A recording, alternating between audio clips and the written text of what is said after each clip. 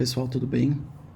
Queria mostrar aqui uma função interessante que a gente acaba não utilizando muito no Horus ou no Osiris, que é a reconstrução curva, tá?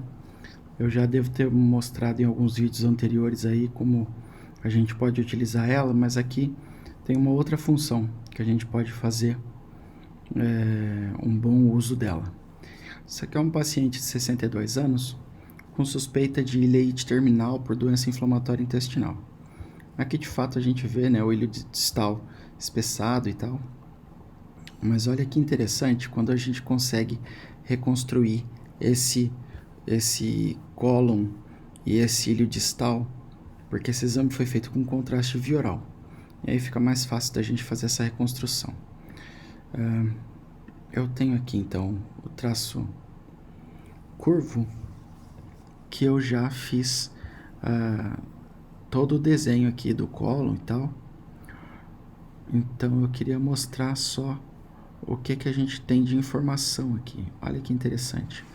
Aqui são todos os pontos que eu marquei, certo? No trajeto colônico. E quando a gente acompanha a seta aqui, ele também vai acompanhando aqui nessa tela de cima, ó. Repara. Vai mostrando em qual ponto do intestino que está aparecendo a minha imagem, certo? Bom, aqui então a gente sabe que eu tenho as porções finais do intestino delgado. Particularmente nessa parte aqui, eu tenho o ilho distal, os últimos 25 centímetros de ilho distal. Depois eu tenho o ascendente. Olha lá em cima a setinha verde, como acompanha o posicionamento aqui da minha seta de baixo. O ascendente, depois o cólon transverso, depois o cólon descendente, tá? E aí depois sigmoide e reto. O reto não está dando para aparecer aqui no vídeo, mas tudo bem, tá aqui também. Então, quando a gente faz essa reconstrução linear aqui, a gente tem todos esses pontos para poder avaliar, né? E a gente consegue avaliar assim, olha que interessante, a gente consegue girar toda a moldura colônica aqui como um todo, né? E com isso a gente consegue avaliar bem as paredes. Olha que bacana, que aqui eu consigo seguir também e parar num ponto específico. Por exemplo, aqui nesse segmento, desse ponto até esse ponto, eu tenho as porções finais aí do ilho distal, certo? E aí eu posso simplesmente apertar o botão de régua, clicar e arrastar, e ele me mede especificamente de quantos centímetros que eu estou falando. Aqui de ilho distal que tem paredes espessadas.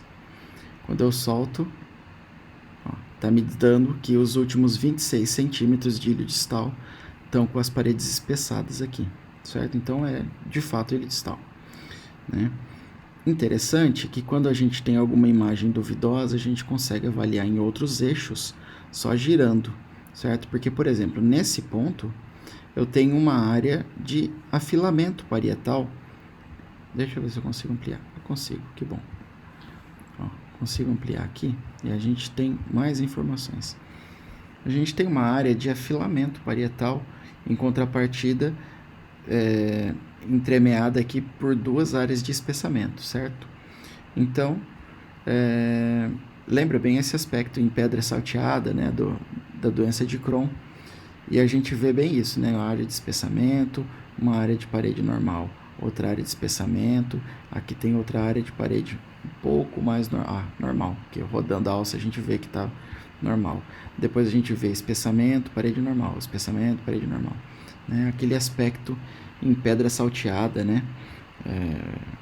Ou em pedra de calçamento que a gente costuma falar, tá? Mas olha que legal, né? A gente consegue avaliar aqui com uma precisão maior e dizer exatamente onde tem uma alteração. Por exemplo, se eu estiver avaliando um cólon, por exemplo, se eu quiser dizer aonde está de fato um divertículo inflamado, por exemplo, é só medir. Clico e arrasto. Clico e arrasto até a porção final, por exemplo, do reto e digo, olha, a tantos centímetros eu tenho esse divertículo inflamado, por exemplo. Ou ou como nesse caso aqui, eu posso ter um pseudodivertículo ou uma área de parede normal e tal. Então, a 12 centímetros da válvula iliocecal, eu tenho essa área normal. É interessante a gente ter esses parâmetros de localização, mas com uma avaliação complementar, entendeu? Eventualmente, isso não vai ter muita função, mas isso é interessante, porque em alguns casos você pode ser bem preciso na tua localização, tá? Como, por exemplo, aqui mesmo, nesse caso, eu tenho outra coisa que fala pra gente. Ó, vamos ampliar aqui agora, ó, no final do intestino. O que eu tenho aqui? Aqui está aparecendo agora, porções finais do reto, vindo para cá, eu tenho o sigmoide, e aqui, ó, na transição do sigmoide com descendente, eu começo a ver que as austrações estão ausentes. Olha como aqui na porção inicial do descendente elas estão presentes e no cólon transverso estão bem evidentes. Aqui, ó, cólon transverso, as austrações estão todas evidentes. Aqui no final do transverso e início do descendente, elas vão desaparecendo progressivamente até que aqui, desse ponto até o sigmoide, a gente quase não tem austrações. Então, aqui a gente consegue usar a régua e dizer que a 30 centímetros da borda anal, a gente tem segmentos de alça por aproximadamente 28 centímetros que não tem ou que tem perda de austrações, tá? Ou aquele atapetamento de mucosa, aquelas perdas de austrações.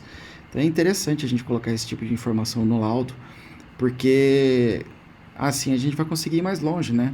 A gente vai conseguir ir mais longe nos nossos diagnósticos, né? Então é uma coisa que a gente tem que começar a utilizar mais, tá? Essa ferramenta curva parece que dá muito trabalho, mas não é um bicho de 7 cabeças, né? É basicamente ir navegando pelo axial mesmo e colocando pontos no centro da luz do vaso que você estiver avaliando ou da alça que você estiver avaliando, né? Procura sempre posicionar os pontos de marcação aqui da curva no centro da estrutura que você está procurando, tá? Se estiver retificando a coluna, ou sempre se baseia na mesma localização. Por exemplo, na coluna você pode usar a borda anterior, a borda posterior, né? Então a gente consegue informações muito mais ricas do que a gente está acostumado a ver, tá? E eventualmente essa perda de austrações aqui a gente não ia descrever, né? Porque são segmentos de cólon ali que não tem muito conteúdo e tal, mas olha que interessante, é uma informação nova que a gente consegue dar por conta de uma reconstrução que a gente consegue fazer melhor, né? É isso aí que eu queria mostrar para vocês agora a respeito desse caso aqui, que era bastante interessante, porque tinha os achados aqui típicos do Crohn, da doença de Crohn, e que a gente tem uma ferramenta que foge um pouco do dia a dia para a gente poder dar informações mais ricas aí ao cirurgião ou ao clínico que estiver acompanhando esse paciente.